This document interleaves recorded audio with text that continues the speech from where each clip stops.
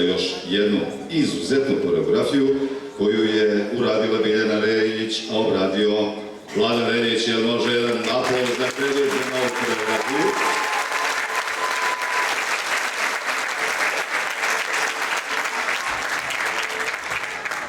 Naziv ove koreografije je Loli Papaj, ciganske igre, no pre premijere u svet naroda koji je rođen sa pesmom i igrom uvešće vas Mira Todorović pesmom Maruška. Dakle, Maruška i Mira Todorović, a zatim Loli Papaj, ciganske igre.